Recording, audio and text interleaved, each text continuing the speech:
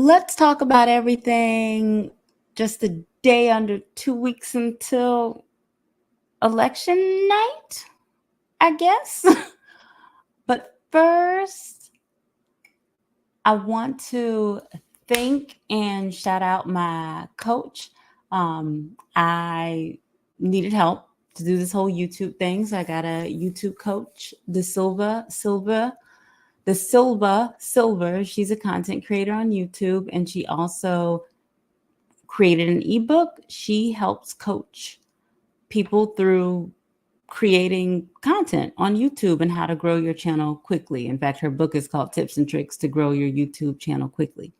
So if you want to grow your YouTube channel, start a YouTube channel, don't know where to start or interested in it, please reach out to DeSilva. Her email address is what you see here on the screen. She is a great resource. She will walk you through it. The book is a great tool that you will have throughout this whole YouTube content creating journey. And it's just amazing. Actually, I have to also thank DeSilva and her whole family of subscribers. I recently did a collaboration. We talked about a TV show and a few like legal matters that are going on surrounding the cast. And everybody was so supportive. It was my first time being live on a YouTube panel or anything like that. And I just had so many people telling me I was doing a good job, keep up the good work, came over to my channel to support me. And that whole subscriber family was so welcoming. I will be back. We will be doing more collaborations. And I can't say thank you enough because it was just so wonderful. So anyways, so that's a plug also to go to her channel, interact with the family. Her content's amazing. And to also purchase her ebook, get you some YouTube coaching. So, you can grow your channel, create a channel, and just do something different. It's fun. And I like it. And she's an amazing coach. Okay, so why we're here today. So we are just, I think, a day shy of 2 weeks from election night. Look, I just got on here talking. I didn't even take note. So let me make sure that I'm looking at the right calendar. Yeah. Tuesday, November 5th. One other thing. I will be doing an election night watch party. It will be my first time live on my own, on my little channel. And we're going to see how it goes. We're going to see what I can do, what the computer can do, what my technological skills can do. We're just going to see what happens. I used to organize an election night watch party every year when I was in law school, and I loved it. I thought it was the most amazing thing. And now I have a, little bit of a greater audience. I'm going to take this thing virtual. We're going to see how it goes. Now, one thing, depending on what the technology is going to do, depends on if it's going to be the full night as the polls roll in, as the projections come in, or if it's just going to be a little bit of a pre-discussion. One thing I will say is that whenever I did this election night watch party, it was just fun. By the time you get to election night, it's over. It's over. The ballots are cast. And it's in, and we're just watching to see how it shakes out. There's a little bit of conversation on it, mainly jokes and giggles and fun. And honestly, we can talk about anything. It's just something to watch. And by the time you get to election night, it's over. So, join me. Click I think I have the live already scheduled. Click notify you so you can get the notification when it actually starts, and we're going to see what happens. Okay, back to the other things that I want to talk about. Okay, so I cast my vote, and sometimes voting is like this. you hold your nose and you go vote for one of them, the lesser of the two. Do I think either of these candidates is a stellar choice? Am I happy to be voting for either Kamala or Trump? No, actually not really. I have problems with both candidates. But what I will say is vote. I understand that not voting is just as much of a stance as voting. I get that. I have what do you call it? My preference is that everyone vote, even if you go and write your name in. There was a time in this country where voting was so restricted to a certain group of people.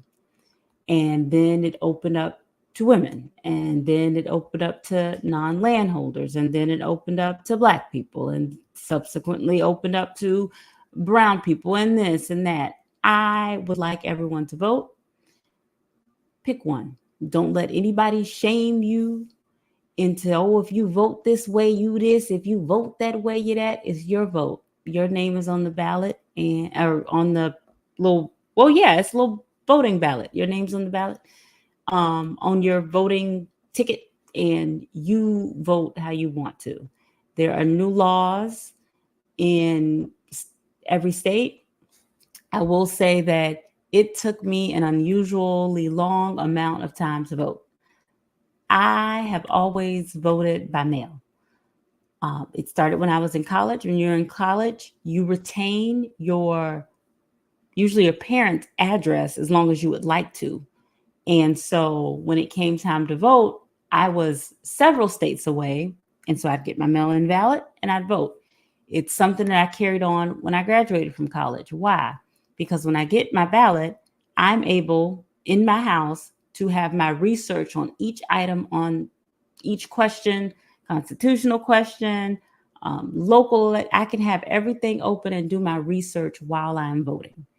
If there was a candidate whose name, oh, I don't remember, seeing much about this person, I can look that up while I vote. It's very comfortable. To me, it was the most informed way to vote. I had all my information that I needed with me, so I can completely do my ballot and send it off. I had no problems with it. This year, the state I live in now, last election, I could vote by mail, no problem, request my ballot for no reason. This time they wanted you to send in your social security number with your mail-in ballot. That was a little bit too much for me because somebody jumped up and said they don't like mail-in voting. So now we have to make mail-in voting difficult for whatever reason. But, so keep in mind that the lines may be long. One thing I encountered was that I had less, my place where I go vote for not the presidential election, where I voted for the primary and where I voted for, I can't remember, but it was like one of those, 2-year elections. So, elections go on, not just the presidential election. It comes up again in 2 years. There's a series of election. The places I go for those, this was a different place. And there were less options in my area than there have been before.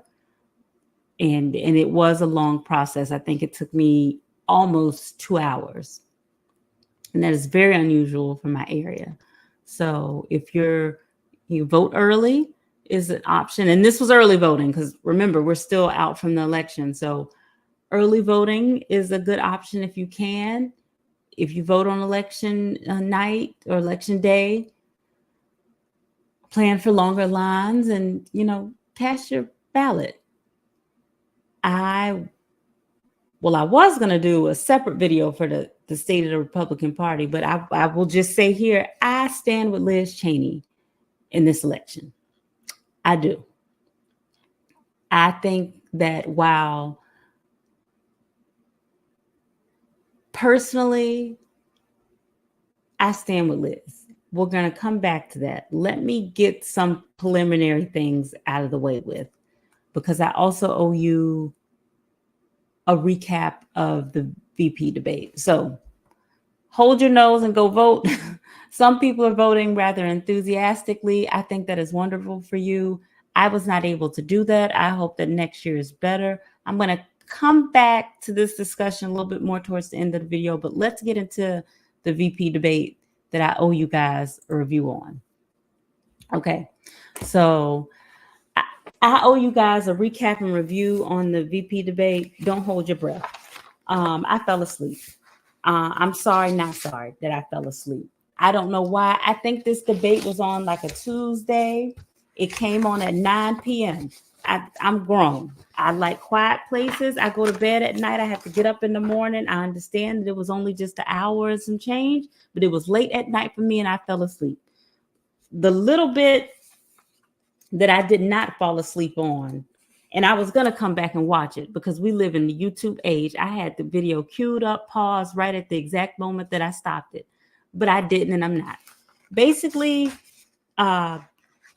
Tim Walz and JD Vance. Tim Walz is Kamala Harris's running mate for vice president, and JD Vance is Trump's running mate for VP this go round. Leading up to the debate, Tim Walz has come off as the more likable person. JD Vance comes off rather the best way I can put it, he comes off as rather I don't know a nice way to, I really don't know how to put it. Ignorant is not the right word. He comes off as sanctimonious. That's the best word I got for it. And very off-putting. The lead up to the debate is Vance has made several comments about he has a problem with women who don't have kids. Maybe it's just women that don't have kids, people in general that do not have kids, even though he's fathered children. I would like to point out that his wife actually went through the process of having the children. And I understand that he contributed, but just things. So the big thing was, how is he going to come off? And from the little bit of the debate that I was able to stay awake for, and they need to make these earlier, he came off better, but not good. This debate, from listening to other commentary and from the little bit that I did,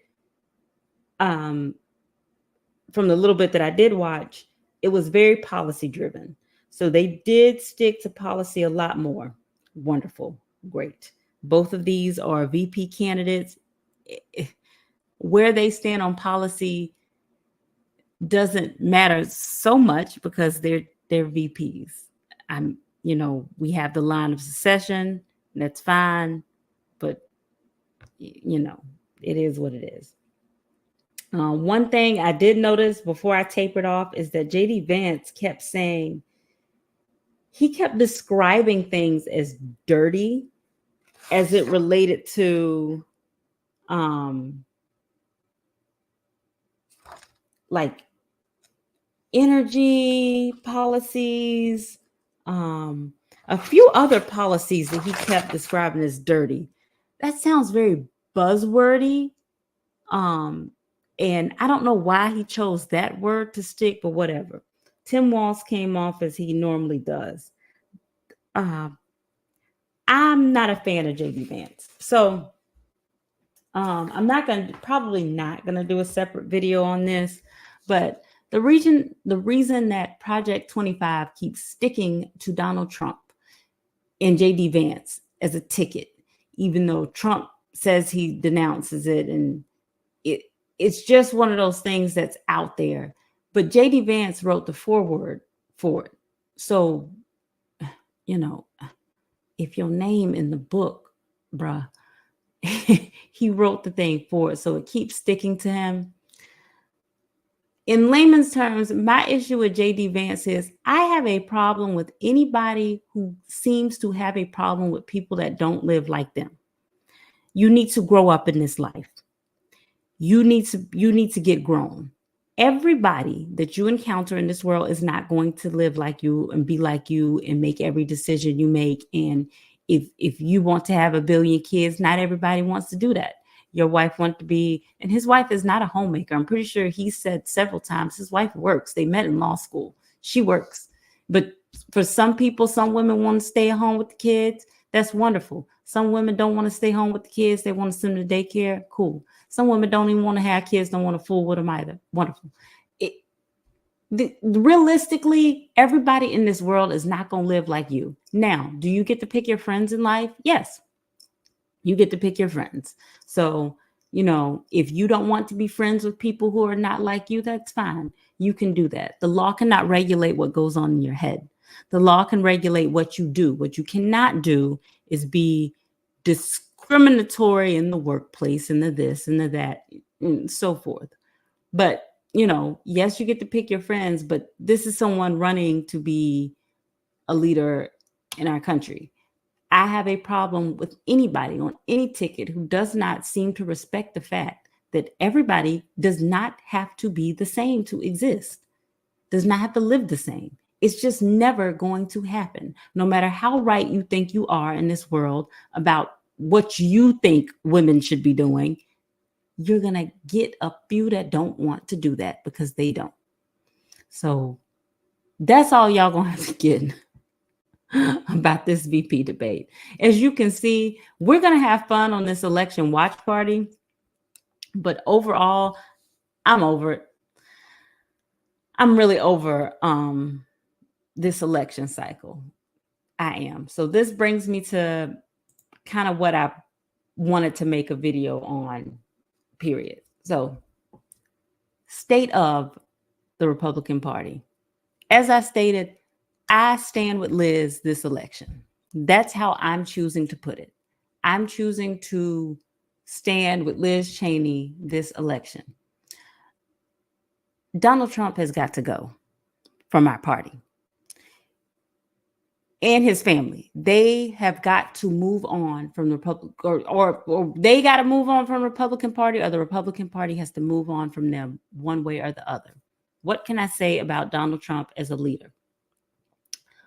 One, I will say that Donald Trump ran an amazing campaign 2016 and 2020 still, yeah, he ran a good campaign. I would say pretty good. And then this one, he's running a good campaign. He's a good campaigner.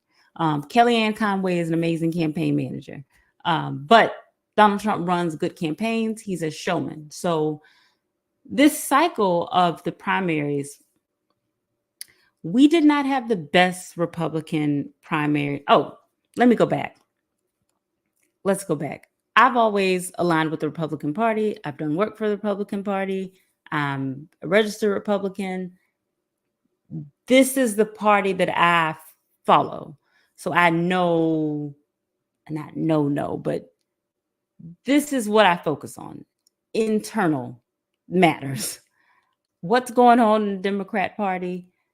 I could tell you in general, but I've actually worked in a local Republican Party. So that's why this is important to me. Other than the fact that we need multiple parties if it's going to work. We were warned against political factions, aka political parties. We got them now. I think the best way for it to work is that we should have multiple healthy parties. The Republican Party is not healthy right now, but I'll get into that. Back to Donald Trump. So he runs amazing campaigns. This primary cycle, we did not have the best candidates, in my opinion, for this primary cycle. But even more so than that, Donald Trump out-campaigned the people that we have. So the front runner quickly became Nikki Haley. What was wrong with her campaign, in my opinion?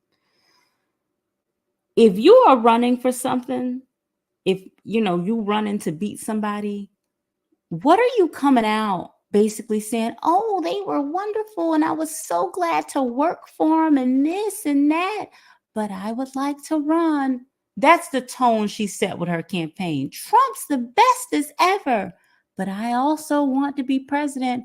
Well, you flowering this other person who's running against you, either you want to win or not.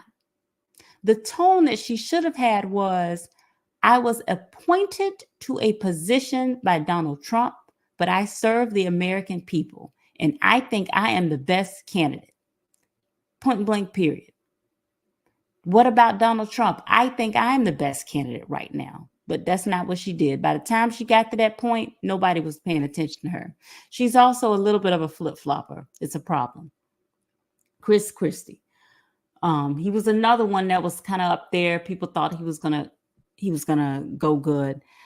I actually like Chris Christie, but I think the problem with Chris Christie is he helped Trump train for the debate, for the first debate against Joe Biden, the 2020 election.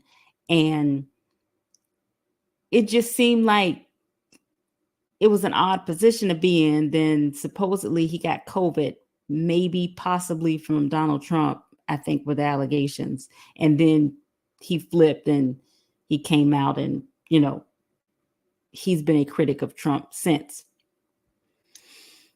But he does not admit, he falls short of flat out saying maybe he was wrong, kind of.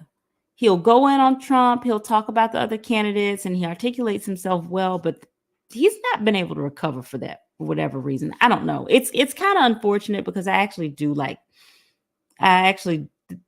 Chris Christie on policy. Who else did we have? Ron DeSantis.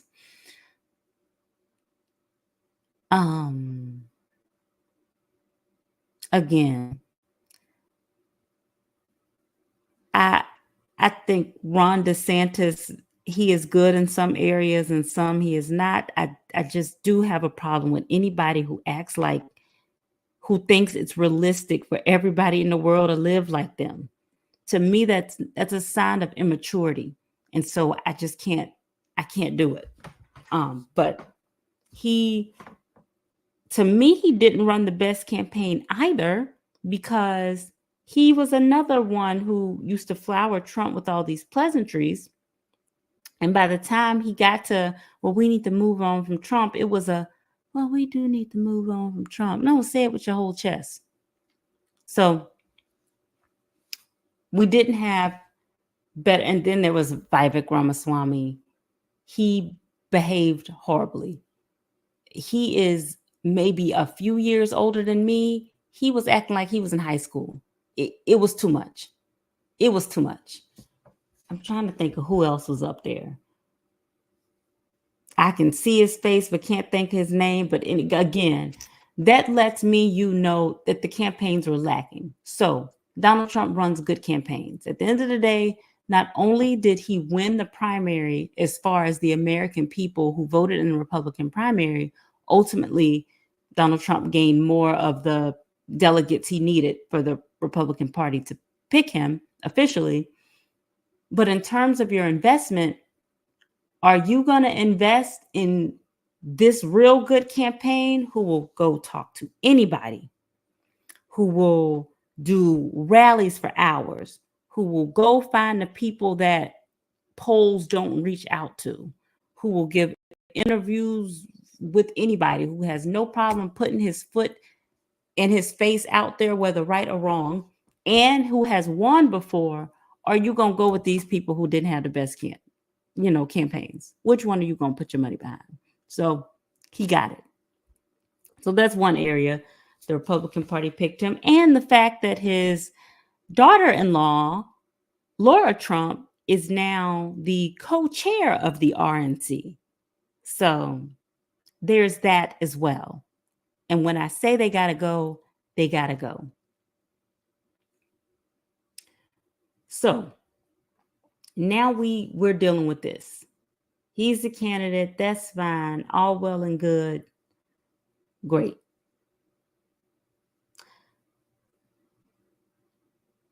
For years, let me come back. My issue with Donald Trump. Let me go a little bit further back. So policy-wise, I've said it on this channel before. I think he has policies that work. You need to go negotiate with these other countries. If there's a deal, why do we foot most of the bill?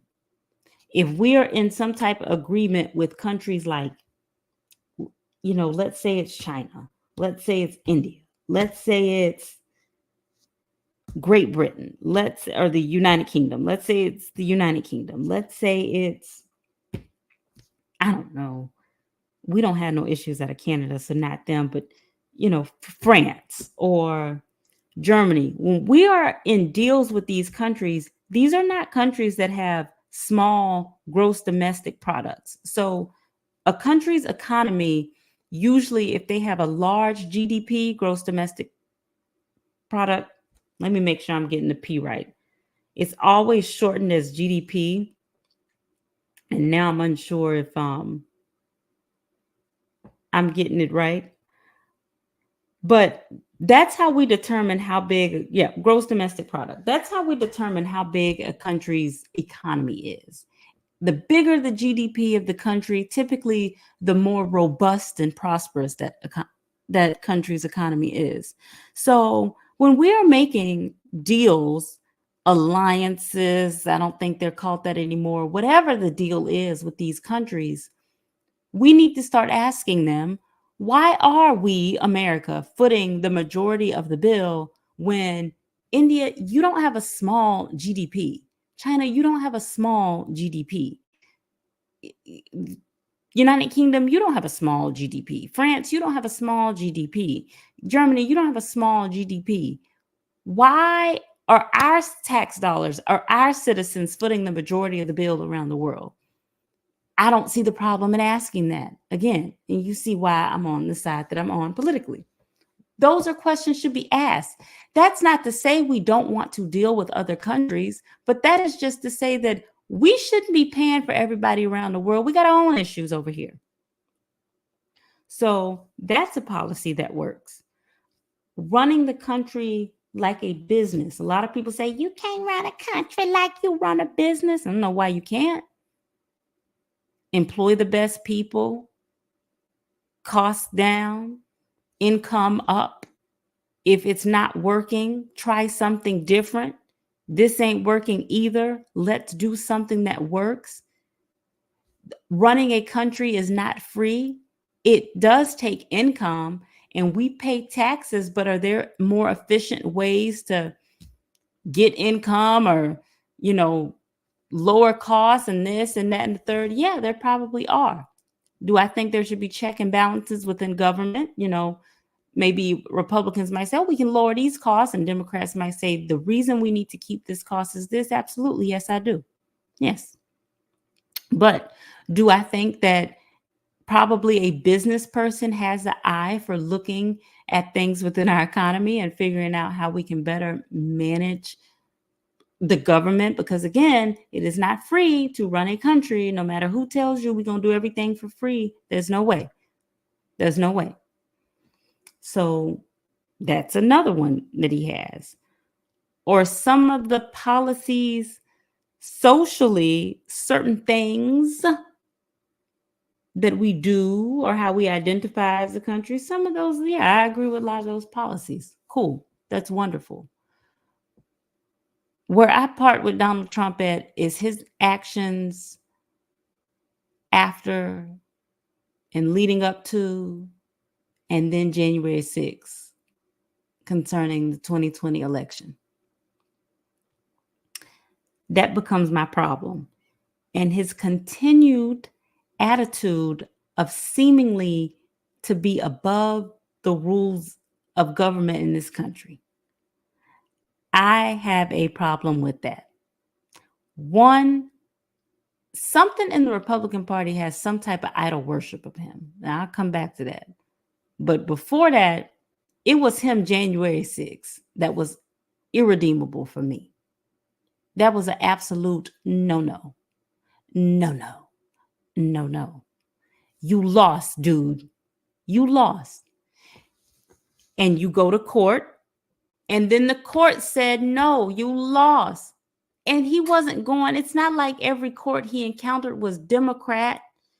These were some of these judges that he appointed himself in some of these courts. You lost. Move on. I don't want to hear all this. The election was stolen. Let me tell you something. The success rate for marriage is like less than 50%. It's low. You can't get two people in a household to agree on what the temperature should be from day to night, or, which condiments go in the fridge and out the fridge, or how many pillows and sheets we gonna put on the bed. Little stuff like that. It's hard to get two people to agree on. And you mean to tell me that all these people from across all these states who never met each other in their life got this mass thing and they all agreed, we gonna do exactly this? I don't believe it. Do I believe that there are irregularities in every election we have? Sure. There's bad actors all the time. Nothing is perfect 100% all the time. Do I believe that somebody was trying to cheat him at the election? No. He got mad at early voting. People were, all the votes are going to be early. Yeah. COVID was still going on. And so not everybody could, in accordance with the laws of these states, could be standing in line, not 6 feet apart in some of these states. So they increased access to mail-in ballots and early voting. Each state is allowed to do that. He had a problem with that. You want to know something? For years, the Republican Party had a massive early and mail-in voting campaign. And a lot of the biggest mail-in voters were Republicans. You know why? Older people. It was easier for older people to do mail-in voting or early voting. So now you telling people not to do it. And most of the people that was doing it before were your people, and now they're not doing it. So that's an issue. Then he got mad. We're not going to know who won the election on election night. So I'm gonna tell y'all a little secret that I thought wasn't a secret. I thought everybody knew this. We never know the actual numbers on election night, ever. Ever. We have projections. This amount of the vote is in for this state. And, we got 70% in from 80 something percent of the counties. We can determine that this state is going this way. You know what happens after the election night? The military votes come in. So that goes to numbers. And the mail, it's still postage, it's still mail. There's still certain mail-in ballots coming in. And there are still maybe recounts or counts or hand counts in some states, however they choose to do it. We never know the exact numbers on election night. We don't. It's okay. And again, one of the reasons we don't know the exact numbers is because the military are allowed to send in their ballots. And they don't always get here exactly on election day. Grow up. He lost. And his behavior after losing was a problem for me as a proud American, and an issue with that. So that's where me and him part. All of those policies I talked about that I think are so good, anybody could do those policies. It doesn't have to be him. You can have those same policies and somebody else. He has to go. And then my other issue with the Republican Party is this idol worship of him. There was one year, and I think it was 2012, where I remember, I'm aging myself, but I was in college at the time, and I think it was 2012. The Democrats at their convention, they had a problem figuring out what the platform was going to be, because there was a part of it in the platform that was like support the the nation of Israel or the people of Israel or something like that. And it was a big hoopla. They couldn't figure out whether they was going to leave it in or take it out and this and that. And I remember, as you know, Republicans, we were laughing at them. You guys can't even come together and figure out your party platform. Well, turnabout is fair play. Only for us then to come around. And I think the current party platform is something, yada, yada, we support the President Trump. I think it was when he was in office. When he was in office, they made the party platform something stupid like, oh, we support the policies of President Trump. What? That is idol. That is such idol worship. Just because we're all in the same party doesn't mean we all are on the same spectrum of right. Just like anybody who is in the Democrat Party doesn't mean they're all on the same spectrum of left. We agree mostly, but there are definitely variations in policy. What type of mess is that? Then I watched the Republican Party for years. The Republican Party did such a good job of, Black people, Hispanics, Hispanic immigrants. Even there was a point where we had more people in the LGBTQA plus community, and how we were getting the libertarians and how we were getting these people in the party. We were saying, look, you have to eat. You want a house, no matter who you are, there's certain things you want, and the economy should be robust enough to allow you to do that. As a Black person, you should be able to own your own business and operate under the same, laws and things that make anybody else prosperous. You, gay person, you want to get married, that's fine. Fine. We live in a capitalist society. Just because my church doesn't marry you, if you find a church that marries you, that is your business. You still want to buy a house, you should be able to participate in an economy that's thriving to allow you to do those things. Who else? Hispanics who were immigrants, you or any immigrants. We had done a pretty good job of recruiting a lot of immigrants. You came here legally and you worked hard and you got here and da-da-da. Do you think people should be skipping the line when it comes to citizenship? We were marketing policy to people for years. We did such a good job as a party. Only for it to come down to, if Donald Trump says something, people just go with it. I was about to say but I don't do stuff like that. And I've watched intelligent people, or people who I thought were intelligent, believe one way, and then Trump says something, they completely lay it all down for him. That is idol worship. I don't do that. I'm a Christian. And then these are people who claim to be Christians doing all this idol worship of this man.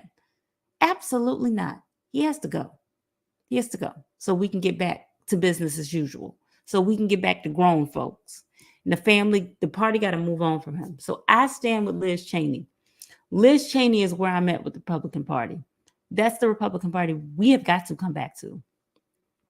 That's how I feel. It's just as simple as that. I don't know what else to say. So the state of the Republican Party is not in a good condition right now. The Republican Party will never be prosperous in a meaningful way until the Trumplican faction gets on somewhere. They got to go. It just has to happen. Anyways, that's all I got for that. So let's get back to this little election night watch party. Again, this is something that I used to organize every year when I was in law school, and I just think it is so fun. You get to election night and it's over. It doesn't matter. It does, moving forward policy, but the ballots are in. Let's just see what happens. I'm going live, not this little pre-recorded live. I'm going to have the chat open. I'm going to tell y'all right now. I'm going to try to read the chat and operate the little videos, and I'm going to try to have the polls up, and I'm going to try to do all the things and all that stuff. but this is still me. So we're going to see what works and what doesn't work. I will say that everybody grab you some snacks, grab you some drinkies, whatever kind of drinkies you want to. Keep in mind that this is a Tuesday night. That's another thing. It's a Tuesday night, so I don't know how long I'm going to be doing it, but we're going to have fun. It's going to be wonderful. So that is all I got for this little variety video. I'm going to try to put up more videos. It has been a week. I am ready for this election mess to be over. I got other stuff I want to talk about. It just seemed like every presidential election year, everything is just, it is so contentious. It's just so much going on. I'm ready for it to be done. I wish everybody luck. Please vote. And let me plug my little self here. If you would like to get more content, see my merchandise, get access to, I don't know what else I have on this website. There's a lot. Go to www.nrayblog.com. That is my law blog. That is where I write out a little bit more research and a variety of topics. That is where you can find my merchandise. I'm trying to think what else you can find. You can find it all. You can see any campaigns that I'm working on or trying to work on. You can connect with us on social media. All things, all fun. Visit www.nrayblog.com, and I will catch you guys on the next one. Please go vote, stay safe, and I'll see you hopefully before then, but definitely back on election night. Okay, bye.